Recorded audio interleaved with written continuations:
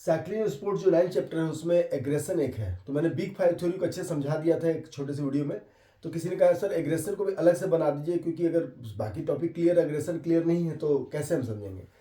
तो एग्रेशन यानी गुस्सा, ये तो हर कोई नॉर्मली जानता है। तो एग्रेशन का कोई भी एक डिफिनेशन याद रखिएगा, कोई भी जो आपको ईजी लगे। आप नेट पे सर्च कर लीजिएगा। मुझे जैसे जेरी एंड जैक्सन, क्योंकि स्पोर्ट्स रिलेटेड है, तो उन्होंने 1985 में डिफिनेशन दिया था, aggression in sports refers to the behaviour that is intended to harm. जो इंटेंड करता माने यानी कि हार्म करना चाहता है, intended to harm another player. मेरे अनुसार तो यहाँ पर ऑफिशियल और स्पेक्टेटर्स भी होना चाहिए, क्योंकि कोई गुस्से में प्लेयर्स जो है हार्म कर देते हैं, स्पेक्टेटर से लड़ जाते हैं, ऑफिशियल को ही मार देते हैं। लेकिन यहाँ पर मेनली उन्होंने जेरी एंड जैक्सन ने प्लेयर अनदर प्लेयर इधर फिजिकली और साइकोलॉजिकली, या तो गाली गलौज करके या कुछ भी तरह जो है उनको डिमोरलाइज करके या फिजिकली जो हार्म करके, outside the accepted rules of games, यानी रूल्स के अंदर अगर कुछ कर रहे हैं आप, तो वो गुस्सा जो है असर्टिव बिहेवियर में आ जाता है। वो भी एक तरह गुस्सा है, लेकिन मैं बताता हूँ 3 तरह का गुस्सा कौन कौन सा है, जो कि आपको पूछ सकता है।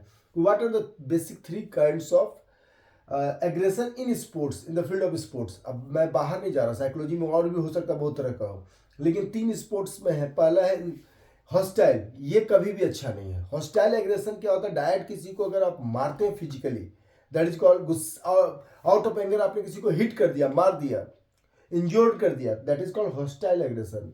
यहाँ पर दूसरे जो है वहां पर उनको चोट लग सकती है। दूसरा होता है इंस्ट्रूमेंटल, गुस्सा को आपने इस रूप में बदला जो कि किसी को हार्म कर सकता नहीं भी कर सकता है, लेकिन आपका इंटेंशन था कि हमको फायदा पहुंचे, भले हार्म हो या ना हो। जैसे हॉकी जोर से उठाए कि अगला डर जाए और मैं पास जहां चाहता हूं दे दो, लेकिन जोर से उठाने में किसी को चोट लग सकती है। फुटबॉल हम जोर से किक किए कि अगला हट जाए तो मेरे पार्टनर पास चल जाएगी, लेकिन अगर नहीं हटा तो उसे चोट भी लग सकती है। यानी आपने उस गुस्से को एक इंस्ट्रूमेंट के रूप में उपयोग किया। जैसे स्लेजिंग क्रिकेट में स्लेजिंग करते एक बैट्समैन को डिस्ट्रैक्ट करने के लिए बार बार कुछ ऐसा बोलते जो उसको अच्छा ना लगे। तो ये भी रूल्स में नहीं है। अगर वो कंप्लेन होगा, आपने अगर कुछ अब्यूजिंग वर्ड कह दिया धीरे से, भले रेफरी सुना, अंपायर सुना या नहीं सुना, वॉलीबॉल में ऐसा हम लोग कोई कोई प्लेयर करते हैं, तो ये जो है विद इन द रूल्स नहीं है। इंस्ट्रूमेंटल ये हार्म कर भी सकता है, नहीं भी कर सकता, और कभी कभी ये विद इन द रूल्स रह भी सकता है, नहीं भी रह सकता। ऐसा कुछ टीज करने और कुछ ऐसा बात जो कि बोला भी जा सकता है, नहीं बोला जा सकता, जैसे स्पेक्टेटर्स का जो बिहेवियर होता है। या कभी कभी जो ग्राउंड का हम लोग सेटिंग कर रहे हैं कहीं, तो जानबूझकर कुछ ऐसी बात बोलते कि अगला अगर गुस्से वाला हो तो गुस्सा आ जाए, यानी हम अपने इंस्ट्रूमेंट के रूप में प्रयोग किए, या हमें गुस्सा आया लेकिन उस गुस्से को इंस्ट्रूमेंट के रूप में प्रयोग किया अगले को प्रोवोक करने के लिए। तो ये हुआ इंस्ट्रूमेंटल। लेकिन एक है जो कि है, जब भी अगर आएगा तो which kind of aggression positive, तो पॉजिटिव ना इंस्ट्रूमेंटल है ना हॉस्टाइल है, वहां असर्टिव है। असर्टिव एग्रेशन में गुस्सा आया लेकिन हमने उससे अंदर लिया और उससे पॉजिटिव आउटपुट, यानी उस गुस्से को मोटिवेशन के रूप में लिया। जैसे एग्जांपल के लिए क्रिकेट चूंकि जहां लोग देखते हैं, तो सचिन तेंदुलकर का अगर आप देखेंगे पीछे पीछे का ये प्लेइंग हिस्ट्री, तो आप देखें जो जो बॉलर उनको आउट किया या ज्यादा परेशान किया, उससे वो अंदर अंदर गुस्सा किए, लेकिन उसको क्या है असर्टिव बिहेवियर के रूप में प्रैक्टिस की उस तरह के बॉल को, और फिर उनके खिलाफ अच्छा खेले। अभी कुछ साल पहले ही जो है T20 वर्ल्ड कप के दौरान आपने देखा होगा, जैसे युवराज सिंह और उनका नाम स्टॉट बोर्ड था शायद, तो जिनके बॉल पर उन्होंने 6 छक्का मारा, तो उन दोनों में काफी कुछ उससे पहले नोकझोंक बातचीत दिखाई दी कैमरे में। लेकिन उन्होंने युवराज सिंह ने उनको असर्टिव बिहेवियर लिया कि इनको बॉल को हिट करके, हम इनको डायरेक्ट हिट करेंगे, बॉल को हिट करेंगे। तो ये असर्टिव एग्रेशन का रूप हो गया।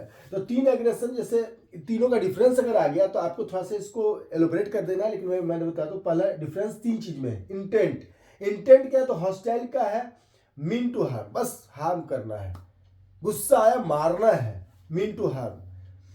जैसे वो एक बॉक्सर थे नामी, उन्होंने हॉलीफील्ड का कान काट लिया था, माइक टाइसन, उसके बाद उनका कैरियर लगभग खत्म हो गया बॉक्सिंग में।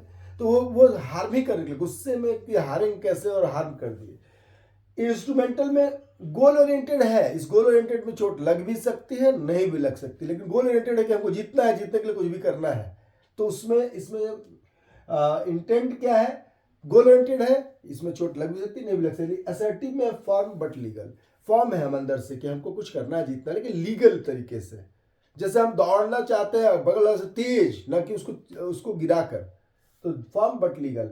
इमोशन जो है हॉस्टाइल में डायरेक्ट एंगर होता है, यहाँ पे स्ट्रेटेजिक होता है। गुस्सा आप दिखाने के लिए भी कर सकते हैं, गुस्सा अंदर से नहीं भी है तो। और ये कंट्रोल्ड होता है।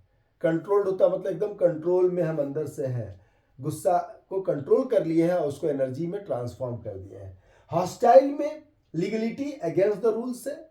इंस्ट्रूमेंटल जैसे मैंने कहा कैन बी विद इन और outside the rule, with in भी रूल्स हो सकता है, आउटसाइड ऑफ रूल्स भी हो सकता है। और असर्टिव जो है कंप्लीटली लीगल है। ये गुस्सा तो जरूरी है।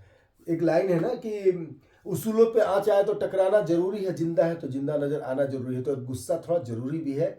जब आपके उसूलों के खिलाफ हो रहा हो, जो रियल में गलत हो रहा हो, तो उसके खिलाफ गुस्सा जरूरी है, चाहे वो स्पोर्ट्स की फील्ड में या कहीं भी हो। ऑल द बेस्ट एग्जाम्स के लिए बच्चों, लगे रहो।